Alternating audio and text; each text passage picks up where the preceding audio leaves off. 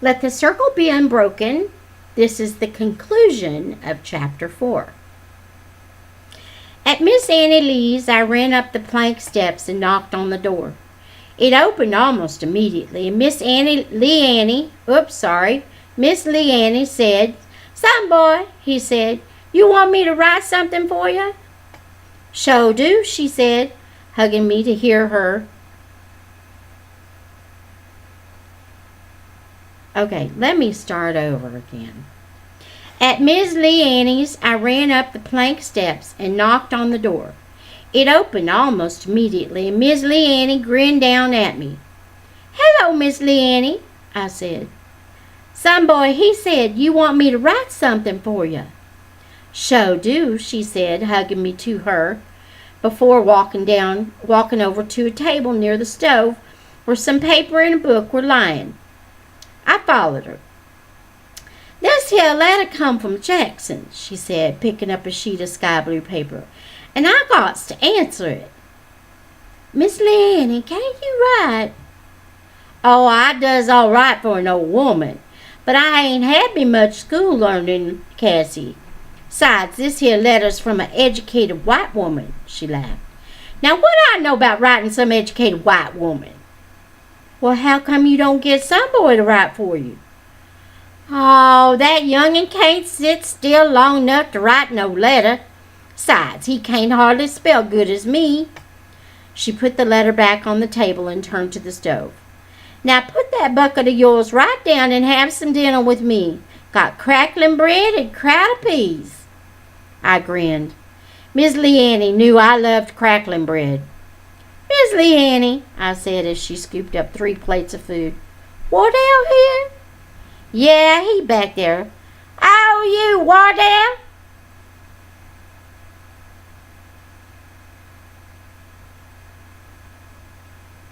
she called. "Come on and get your dinner, boy." I waited, my eyes on the curtain which divided the room. Miss Leanne finished filling the plate, then brought it over to the table. "Oh, Wardell," she called again. When he did not appear, she went over to the curtain and pulled it back, exposing a narrow bed. Wardell sat on the far side of the bed, his head turned down toward the window. "Boy, didn't you hear me calling you?" she fussed. I just been a-calling." Wardell swung himself across the bed and stood up. "Hey, Wardell," I said. Wardell glanced at me without recognition and grabbed his jacket from a wall peg. "Now where you going? Ain't you heard me tell you dinner was—" Ignoring his grandmother, Wardell opened the back door and went outside. Miss Leanne watched him go, then turned back to me. "Go on, child, eat, 'fore it get cold." I picked at the crowd of peas. "Miss Leanne, how come Wardell don't talk much?" "Oh, he talk when he wanna," she said, sitting across from me. "He ain't never said nothing much to me." "Well, he right spell with his words all right, but I tells you one thing about that child. When he opened his mouth, he usually got something worth saying, and what he care about, he sure take care of it. Person or thing, he don't let nobody hurt it. He can't help it." "Oh, personal thing, he don't let nobody hurt it. He can—" All right, I have to get my mind in here. Hang on. "Person or thing, he don't let nobody hurt it. He can help it." "Sure don't." She nodded toward the bureau. "See that there? That harmonica? That's right. Well, Russell, he brung him that when he was here, and he can play that thing like he talking. Play it right good, too. You know his mama was right musical-minded." "I don't remember her." "Well, you wouldn't. She died soon after Wardell was born. When she died, then that give me another grandbaby to raise. Already had Russell. My daughter Truce had done left him with me when she married her second husband." I wanted to ask more questions about Wardell, but Miss Leanne gave me no opportunity as she picked up the blue letter again and changed the subject. "How's your penmanship, Cassie?" "My what?" "Your writing, child. You write nice like your mama?" I shrugged. I do all right. Well, you're going to have to do better than all right, because what I want you to do is write down my letter. Then take it on home and have your mama take a look at it. I wants to mail it tomorrow. You think you can do that for me? Yes. We finished eating, and Miss Leanne gave me the letter to read. It was from the daughter of a man she used to work for, telling Miss Leanne that the man had died. Hazel, she sent me this here book, Miss Leanne explained, pushing the book toward me.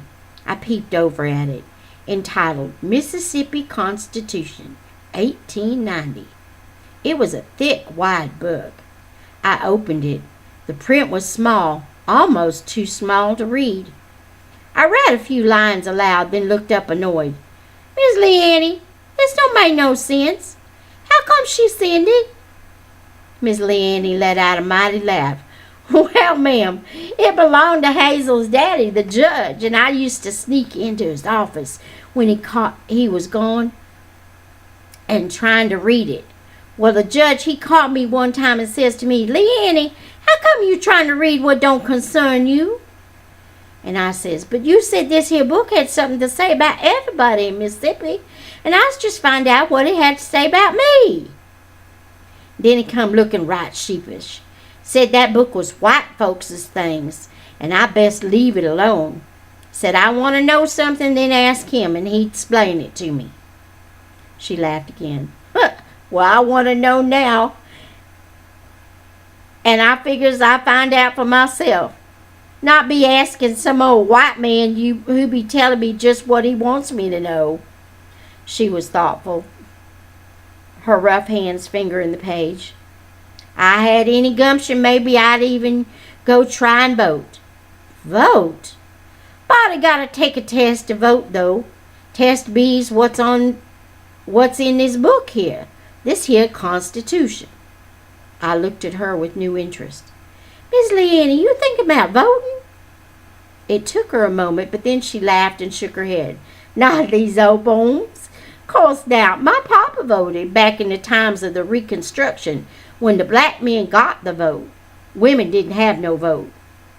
Walked right up to that voting place and made his eggs. Didn't have to take no test back then. Miss Leanne's face lost its cheerfulness. Then them night men took the road, tarring black folks going to vote, beating them up, lynching them. Beat my papa something terrible. Seen it myself. They dragged him on the road. Lord. She shook her head again as if to shake the memory of it. Well, wasn't no more voting after that from hardly nobody. They put a stop to it good, them night men. Sure did. She sighed and was silent for several moments. Then she fixed her eyes on me. Cassie, child, how'd you like to help me read this here? I ain't much count at reading, and you read right nice. Aw, Miss Annie Lee, I can't read that mess. Seemed like you was doing all right a minute ago. Tell you what, you ask your mama if you can. I frowned. Not really sure if I wanted to ask Mama anything about spending my time reading boring tidbits of Mississippi law. But Miss Leanne paid no attention to my hesitation as she handed me a pencil and paper and began dictating her letter to me. She finished just as the school bell began to ring. I gotta go, Miss Leanne, I said, folding the letter to take with me. Well, sure don't thank you, Cassie. Miss Leanne got up from the table and walked with me to the door. Now you be sure and have your mama take a look at that before you go copying it in ink. I don't want no mistakes and no letter going up to Miss Hazel. Yes'm, I promised, running down the steps. And you be sure and ask your mama about coming to read with me, you hear? She hollered after me. I got so powerful yearning to know all that's in this here book. That night, when I asked Mama and Papa about reading with Miss Leanne, Papa drew on his pipe as he often did when he wanted time to think, and stared into the fire longer than I thought necessary for such a simple decision. When he did speak, he surprised me by first nodding toward the boys. You can go.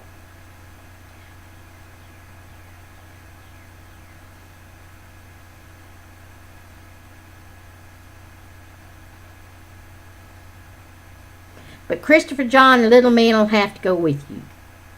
Christopher John and Little Man looked up at their inclusion in the conversation. "But, Papa," I said, "Miss Leanne don't live no more than 5 minutes from school, and I don't need nobody to go with me." "I don't want you walking them roads by yourself." "But, Papa, I walked farther than that by myself before, and—" "I got my reasons, Cassie girl. You go over there. Little Man and Christopher John will go with you." He put his pipe back into his mouth, and I knew that the discussion was ended.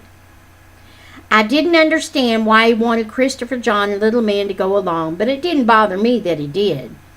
Perhaps he, like some others, thought Wardell was crazy, and that if all three of us were together, we could protect each other if Wardell went completely mad. "Papa, you think Wardell kind of touched in the head?" Papa looked at me, his eyes thoughtful. "Why you ask that?"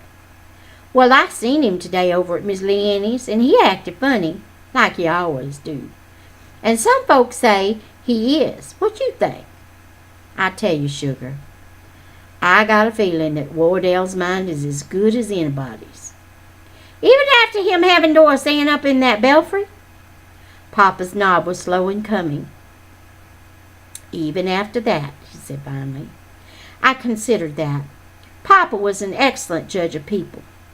"Well then," I decided, "he sure got some mighty peculiar ways." Papa suppressed a smile. "All of us got some peculiar ways, Cassie. Ain't nothing wrong with that long as they don't hurt nobody." "Yes, I guess not," I said, though I couldn't help thinking that anybody with that many peculiar ways ought to try and do something about them.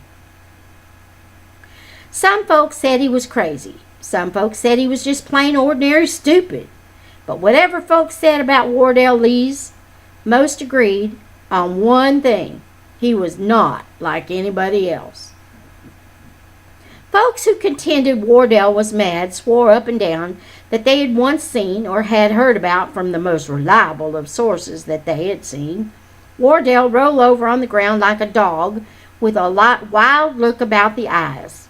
Others said not only that, but that he had been observed standing perfectly still in the woods down by Great Faith Church in a trance, not moving for more than an hour. And he had been holding a bird in his hands. Nothing else. Just standing there, holding that bird. Supporters of the opposite point of view shrugged off such tales, mainly because Wardell was often with Joe McAllister, whom everybody conceded was mentally retarded but harmless. It was a matter of being branded by association. In addition to all that, Wardell seldom spoke, which added to the stories about him. He was, in short, a confusing mystery, and the more I learned about him, the more I wondered about him. Once I had put the matter to Stacy. Was Wardell stupid, or was he crazy? "Why don't you ask him?" Stacy had mocked. "Boy, you crazy. I know I can't go asking him that." Stacy looked at me with extreme annoyance. "I didn't mean just ask him outright, Cassie. You so nosy about finding out what you need to do is just talk friendly like to him." "About what?" I questioned. About things. "That time you talked to him at the courthouse, what'd you say?" "I just told him about TJ and that we wanted to stay till the trial was over." "And what'd he say?" "Nothing much.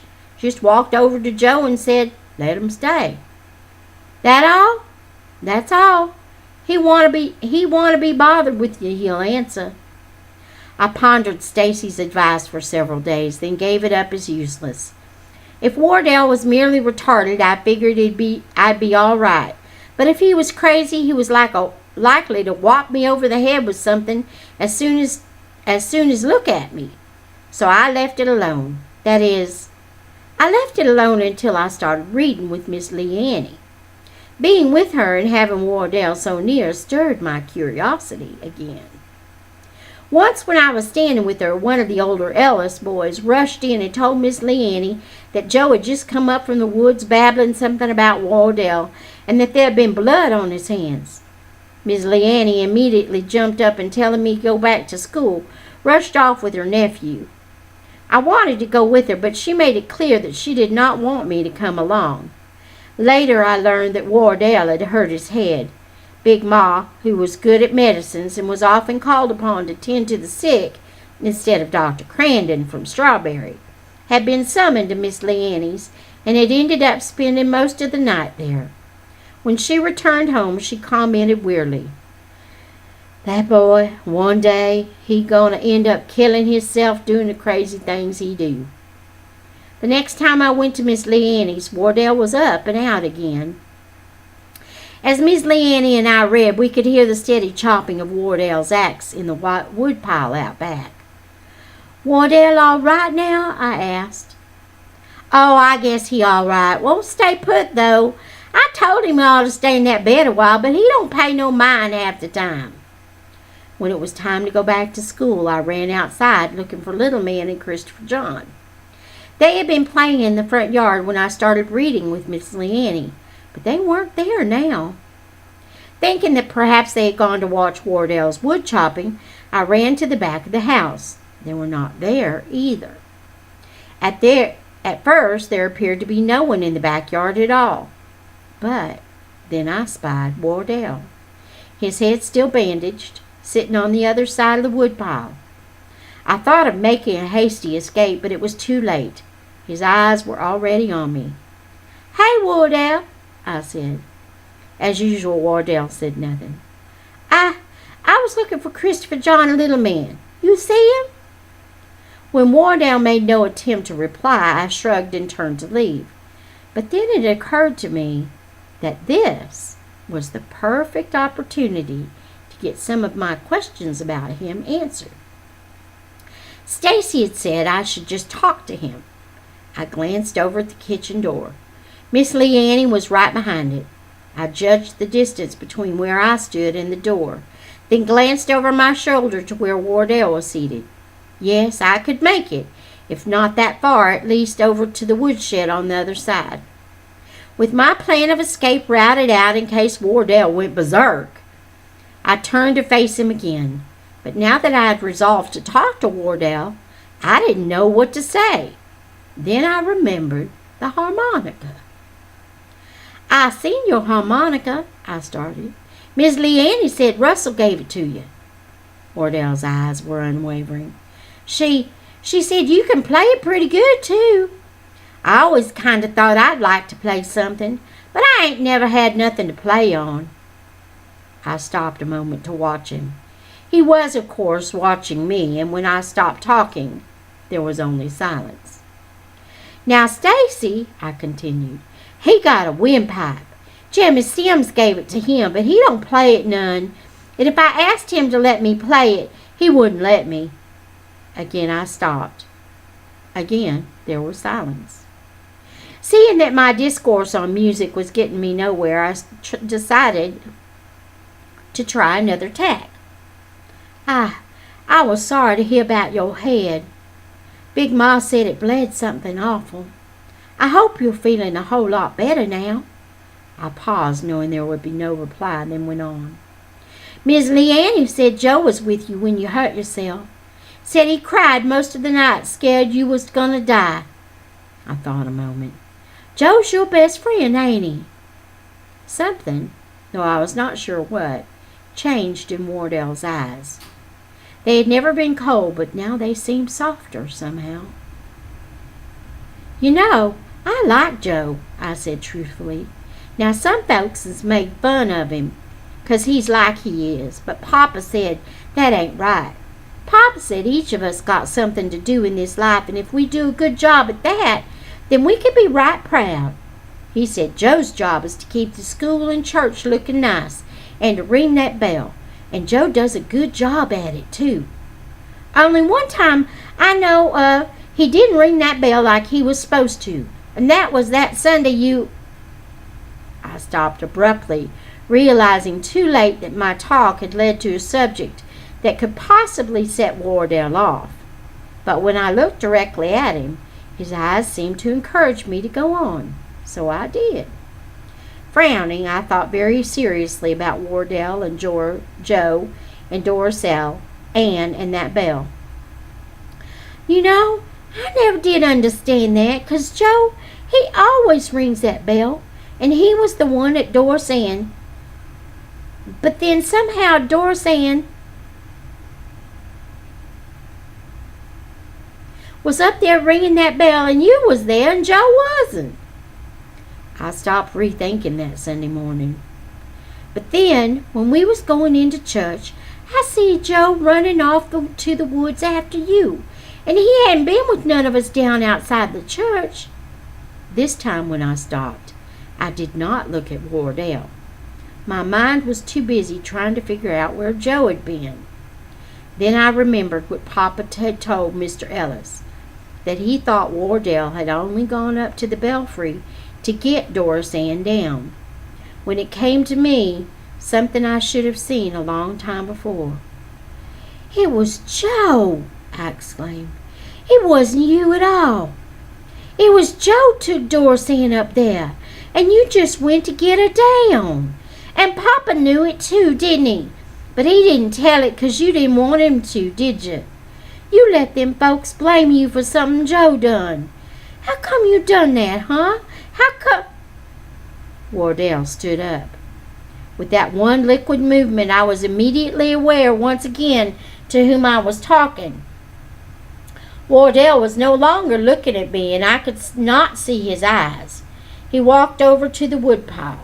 The head of the axe lay embedded in one of the logs. With one yank at the handle, he pulled it out and started around the woodpile toward me.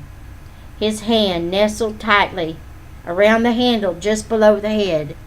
I began to back away, looking over my shoulder toward the kitchen door. I wanted to holler for Miss Leanne, but I couldn't get the words out. I thought about trying to make a run for the door, but when I planned my escape route, I hadn't figured on the axe, and I was afraid to turn my back on Wardell. I kept my eyes steady on the axe, wondering what Wardell was about to do.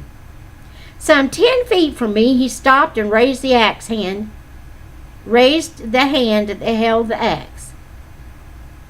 Without further indecision, I turned and fled, believing that at any moment I would be cut down. Then it happened. I fell. Terrified, I looked over my shoulder at Wardell. He was staring at me curiously, the axe still raised. For several long moments he gazed at me in total silence. Then, raising the axe to shoulder level with his hand just beneath the head, he stretched out his arm and pointed the axe toward the woods. "Your brothers," he said, "they gone down there." Then, without another glance at me, he walked to the woodshed and disappeared inside. I scrambled up, thankful to escape, and dashed down the path leading into the forest. But it wasn't until I came to the stream called Little Rosalie and found Little Man and Christopher John haunched on its banks throwing pebbles in that I realized that for the first time Wardell Lees had actually bothered to speak to me. And that is the end of chapter 4. Very long chapter. Until next time, may the Lord bless you and keep you. May he make his face to shine upon you and be gracious to you. May he lift up his countenance upon you and grant you his peace.